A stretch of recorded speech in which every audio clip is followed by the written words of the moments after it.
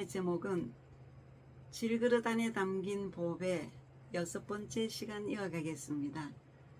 지난 시간에 이어 사도 바울은 구약을 어떻게 보았을까? 입니다.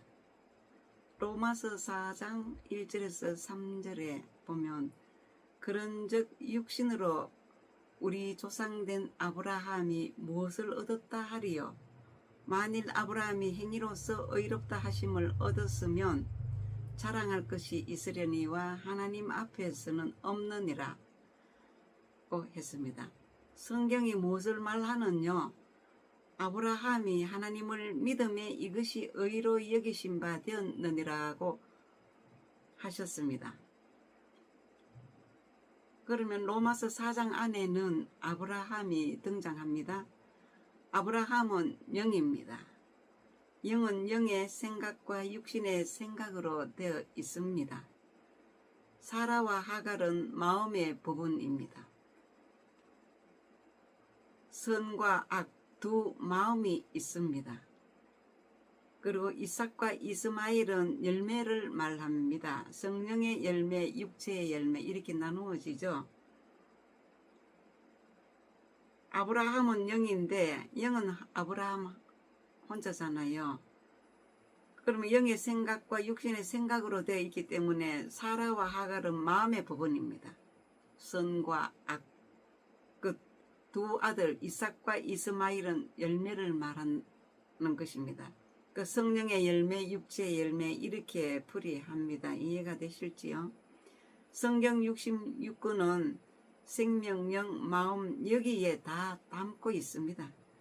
구약, 신약 해석은 똑같지만 방법을 모르니까 각자 다 다르게 해석합니다.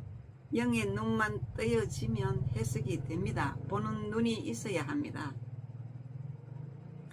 영은 마음의 지혜를 가지고 생명의 파워를 사용하여 명령하고 활동케 하는 영안의 가장 중요한 본질로 영안의 주인과 같은 것으로 이 영의 이름을 따라 외영의 이름이 영입니다. 성경에서 형상은 영혼 외영뿐만 아니라 영혼 내면의 모든 것까지 포함하고 있습니다. 요한복음 14장 10절과 골로새서 3장 10절 골로새서 3장 10절 먼저 보겠습니다. 새 사람을 입었으니 이는 자기를 창조하신 이의 형상을 따라 지시기까지 새롭게 하심을 입은 자니라고 했습니다. 요한복음 14장 10절은 내가 아버지 안에 거하고 아버지는 내 안에 계신 것을 네가 믿지 아니하느냐? 내가 너희에게 이르는 말은 스스로 하는 것이 아니라 아버지께서 내 안에 계셔서 그의 일을 하시는 것이라 했습니다. 그 다음 영혼 구원의 완성을 이루기 위해서 세 번째는 영혼 안에 마음이 있습니다. 지금까지는 생명과 영을 말했죠. 지금 세 번째 마음입니다. 마음이라는 것은 새롭게 하는 것입니다. 이 마음이라는 것은 빈 공간인데 한마디로 껍데기입니다. 성경은 영혼 안에 마음이 있다는 기록이 없습니다. 그러나 마음 안에는 3요소가 있습니다. 지식, 감정, 의지입니다. 사람의 최종 육체와 분리된 후에도 영혼 안에 있는 마음의 3요소가 영원히 존재합니다. 그 사실을 한번 볼까요? 계시록 6장 9절에서 10절 보면 마음을 준 독립적인데 첫째는 하나님 것, 마음 안에 내 것은 하나도 없다고 말씀드렸습니다. 독립적인데 마음 안에 있는 것은 첫째 하나님의 것, 둘째 마귀 것, 둘 중에 하나만 있습니다. 이 두 가지 중 하나가 뭐냐?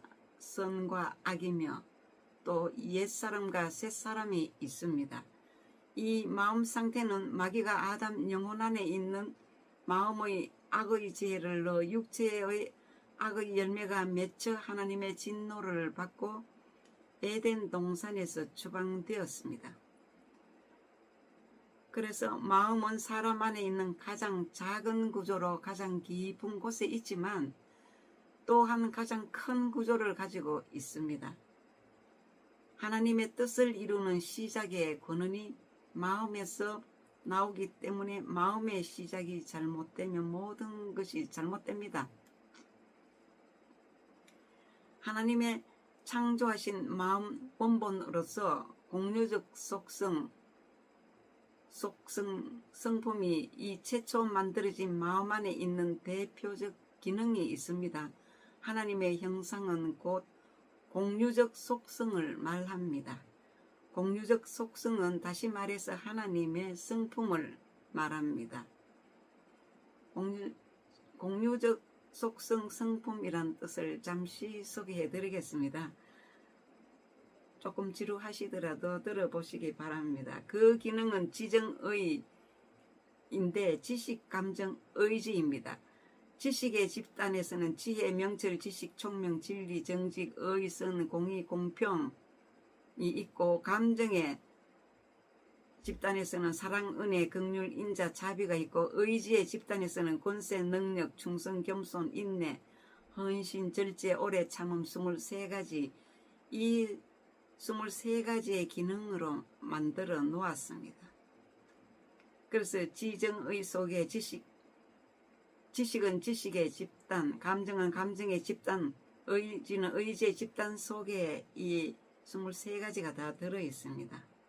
이것이 마음의 3요소입니다. 3가지 요소. 이것이 하나님의 말씀입니다. 왜 마음의 3요소가 23가지 기능으로 만들어졌냐?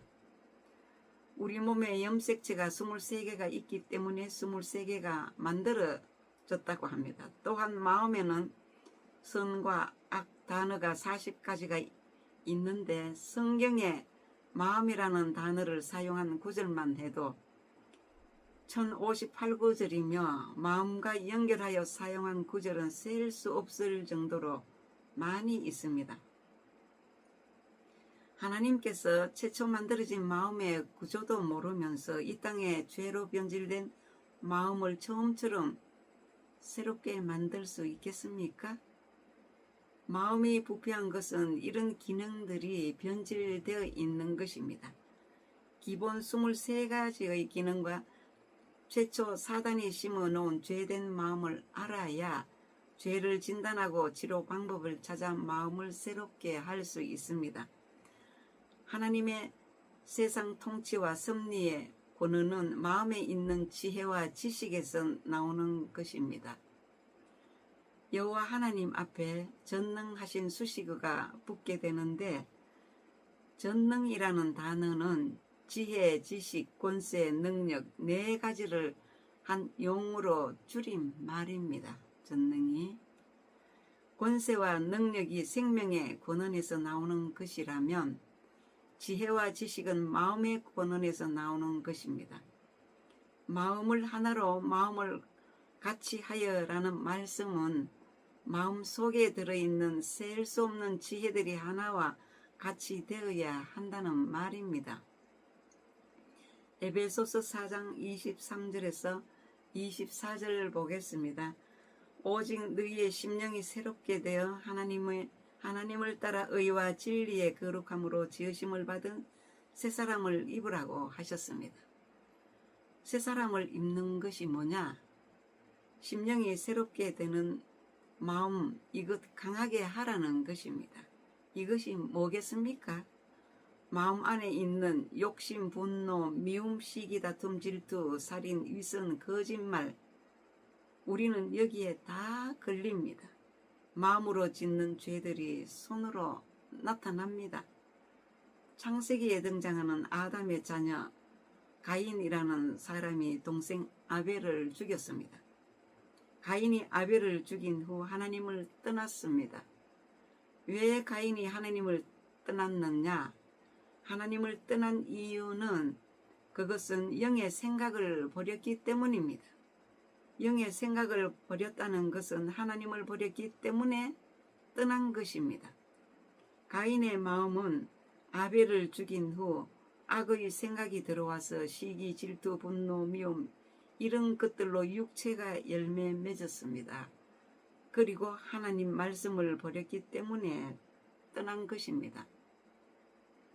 가인이 자신의 죄를 말씀으로 씻어내지 못했기 때문에 가인도 도망갈 수밖에 없었습니다. 그런데 사람들은 가인은 살인을 했기 때문에 도망갈 수밖에 없었다, 이렇게 생각하신다면 성경을 잘못 알고 계십니다.